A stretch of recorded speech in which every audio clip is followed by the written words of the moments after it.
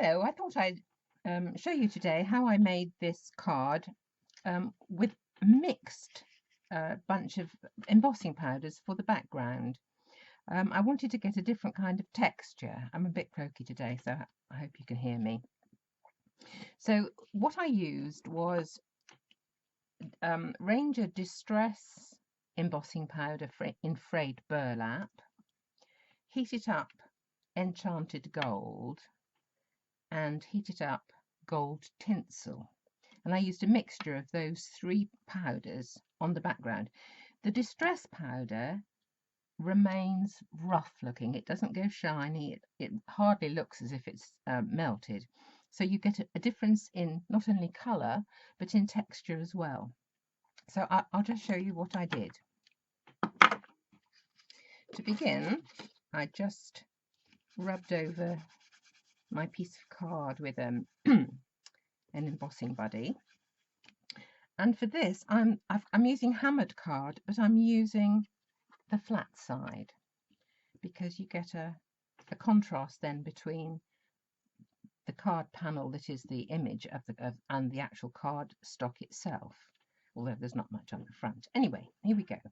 So here's my stamp. It's a flourish stamp from Inklicious, and I really like this one. It's really good for using going off the page and all that kind of stuff. So here we go. And I'll stamp that with a little bit going down one side. Now I'm using Versamark, which is a very slow drying ink, so I've got a bit of time in which to get my embossing powders on. So I'm going to start with the distress ink. This way is a little bit wasteful because once they're mixed, unless you want to use it for the same thing again, you can't use them individually. So I'm just going to tap a little over the Versamark. I'm not going to knock it off, I'm not going to get rid of it, I'm going to add some of the other two powders. So this is the Enchanted Gold. Put a bit of that in.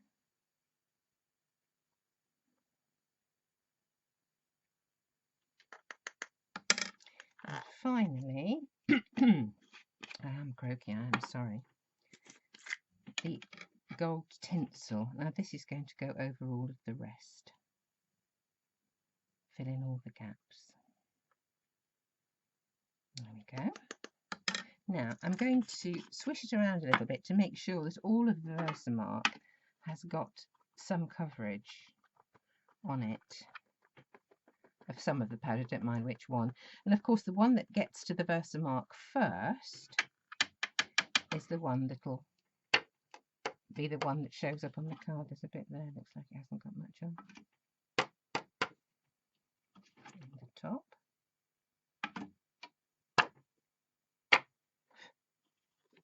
I think that's okay. Right, now I'm going to heat emboss. It's always better to get your heat tool warm a little bit before you actually put it onto the project. And the danger with distress powder is that because it doesn't go shiny, you may overcook it and you can singe the paper.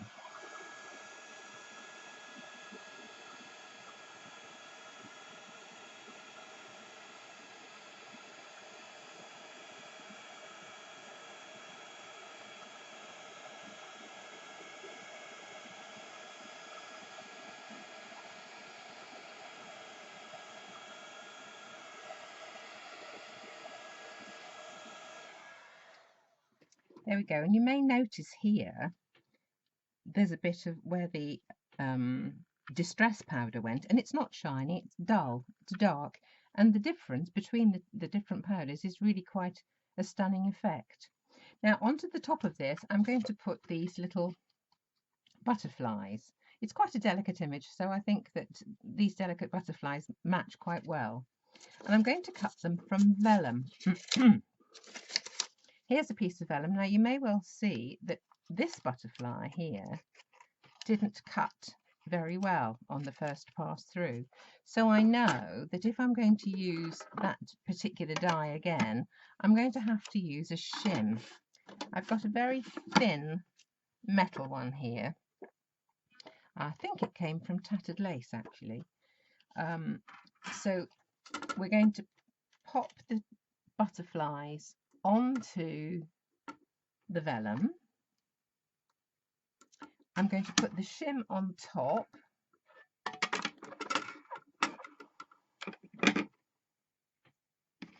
And then I'm going to cut them out. Hopefully the shim will be sufficient to get right through. I'll come back the other way, I think. Here we are.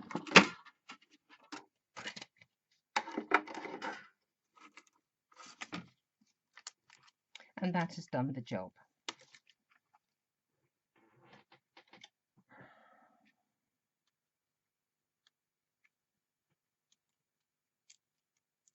There we are. Just pop out the little filigree bits. There we are. Now, I wanted these coloured, so what I'm going to do is to just rub them across an ink pad. And I've got Stampin' Up! Pink Pirouette and Strawberry Slush here. This is where I get very messy. I think I may get messy. Yes, I think I will. Okie dokie.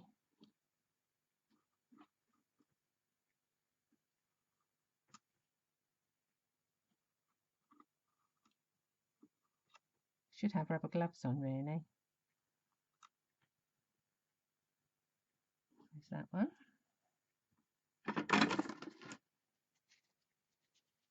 And the pale one.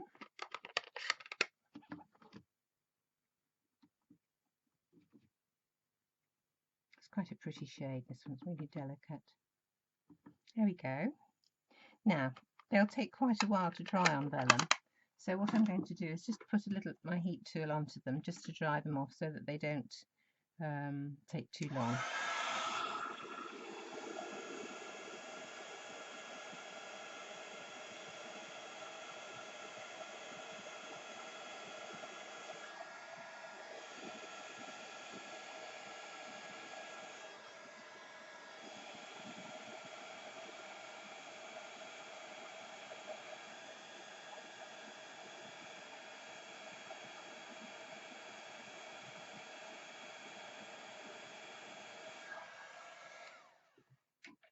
Now, to add a little more interest to these, I'm going to put a little bit of gold on the edges. So I have got some gold ink and just going to dab a little bit onto the edges. Don't know if you can see this, but onto the edges of the butterflies. There we go. Just adds a bit of sheen just to the edges of it. Now what I want to do is prepare my sheet for adding the butterflies. And I'm just going to stamp a Gorgeous Grunge splat stamp over this area here. So here's my Gorgeous Grunge splat stamp. I'm going to use the Pink Pirouette ink.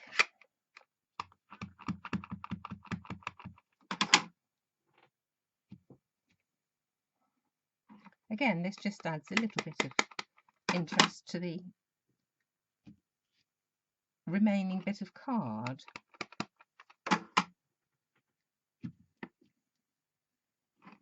Just a tiny bit more, I think.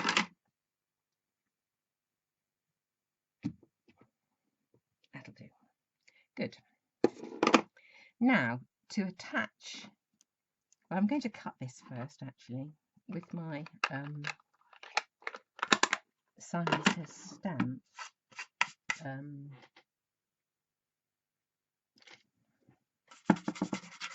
stitched rectangle. Let's get rid of these tiny bits on here. There we go. If you have anything left on your plates, you'll make an indentation in whatever you're cutting, so it's always well to get rid of the tiny bits. So now I'm going to cut this so that it fits on the front, and this is how I do it. I think I've got the wrong one. This is the one I need.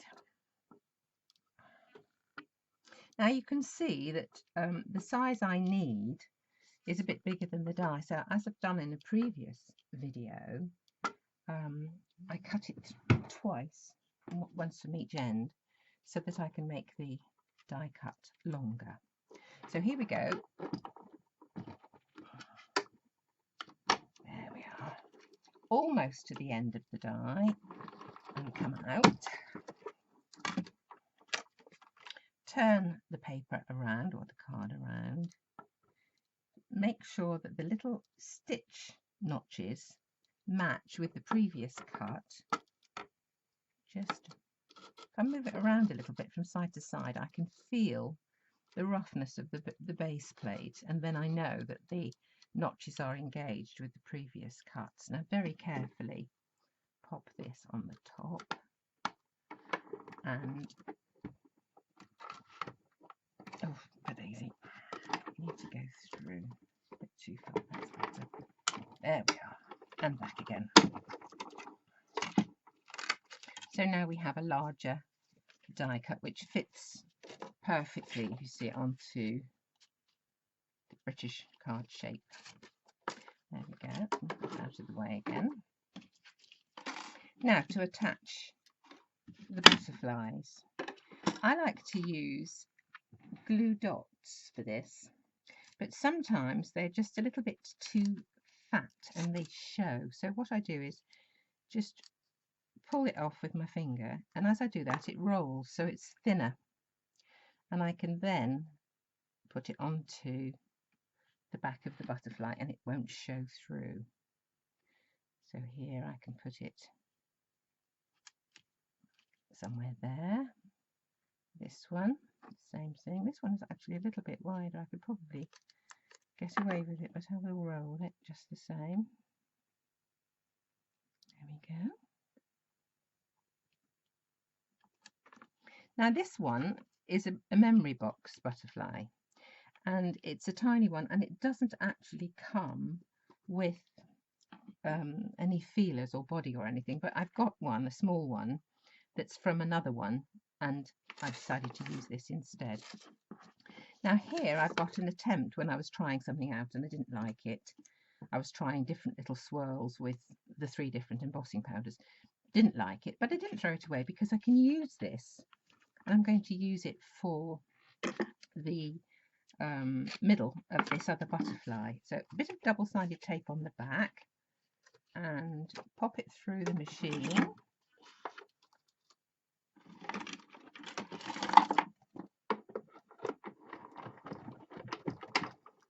There we go. So now I've got a body, and it's got a little bit of interest. If I could find a pokey tool, here's one. Don't know what it is with the other one. So there.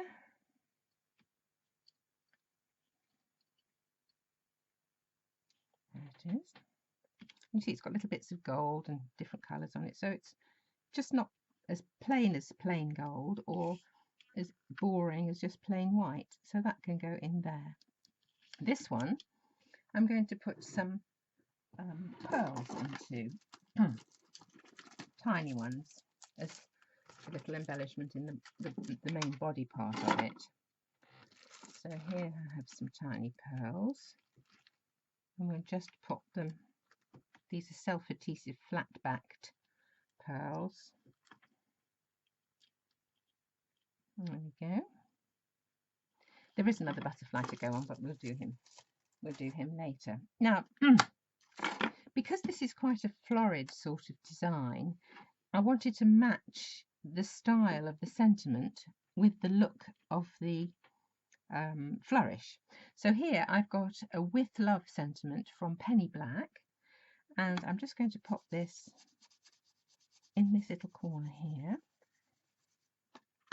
So ink it up with Versamark.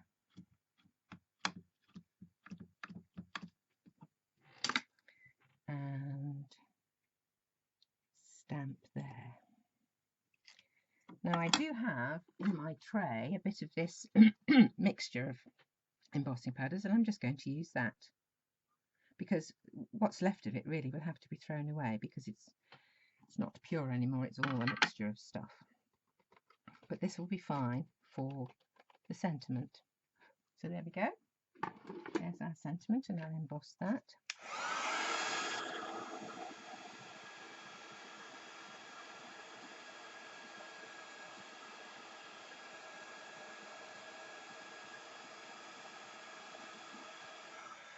You see the difference there? Because it was mixed together, the predominant one is the gold, so the whole thing is gold. It's not as the gold would have been without the distress powder in, but if you want to get that effect of the distress powder, they need to be put on separately.